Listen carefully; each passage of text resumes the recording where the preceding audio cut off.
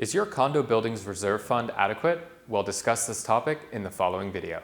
I'm Niket Housett, based here in New York City. Check out our website, housett.com, to learn how to save money if you're buying or selling real estate. So let's get started. If you're thinking about buying a condo or co-op, it's important to review the building's financials before you sign a purchase contract. In New York, your attorney will typically review the condo's financials as part of the overall buyer due diligence process, which happens before you sign the contract. It's also possible to request the financials and perform a basic review prior to submitting an offer. We do have a separate in-depth video which talks about how to review condo building financials. Click the link above to check that out. But in this video, we're going to focus specifically on condo reserves. So first and foremost, let's answer this question. What are condo reserves? Well, a condo's reserve fund is basically a rainy day fund for the condo, which it can use to pay for large capital improvement projects or to cover unanticipated expenses. In other words, condo reserves represent the amount of available cash or cash equivalents that a building has in their coffers. Now, a condo building's reserve fund will appear on the balance sheet. Larger condo buildings usually differentiate between reserve funds and cash, while smaller buildings typically just list it as cash. But ultimately, cash or cash equivalents identified as reserve funds or simply as cash perform the same function. Let's answer another question. Who owns a condo's reserves? Well, the technical answer is that the condominium association owns the condo reserve fund. Neither building management nor individual unit owners have any direct claim to these funds. However, individual unit owners indirectly own this money by way of their ownership percentages in the condo building as a whole. Let's say you're buying a unit in a condo building with 10 apartments. This condo building has been very thrifty with their finances, and as a result, they have $200,000 in the bank. So if you buy this apartment, you're purchasing roughly 10% of the building. Therefore, you indirectly own reserves of 10% times $200,000 or $20,000. That being said, reserve fund money cannot be accessed or withdrawn on demand by individual unit owners.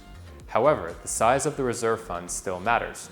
This is because the reserve fund is a buffer between building expenses and possible assessments which you may be asked to pay as a unit owner.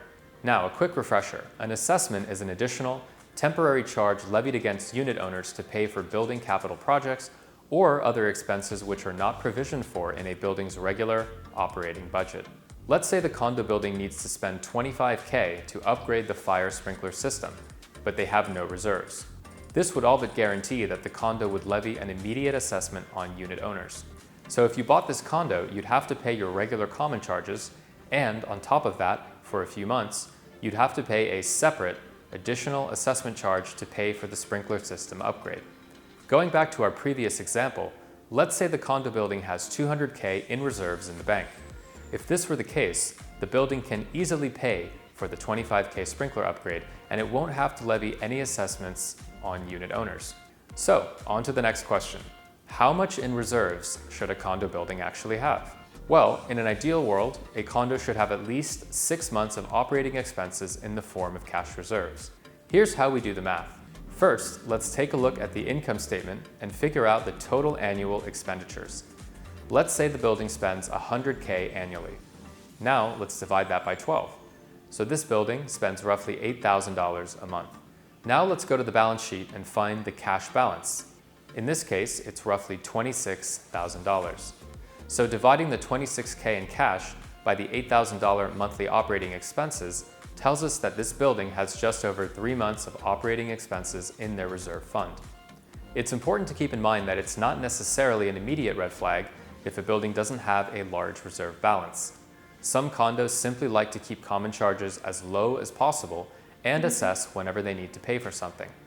Other buildings may prefer to keep common charges slightly higher than operating expenses in order to build a reserve fund over time. Before we let you go, we want to share one other tip with you. It's important to adjust a building's cash balance by any accounts payable when calculating the amount of reserves. If a building has, say, $57,000 in cash and the accounts payable is $17,000, the condo effectively only has $40,000 in unpledged available cash. So there you have it. We hope you enjoyed this video, and if you did, please like, subscribe, and leave us a comment. We greatly appreciate it.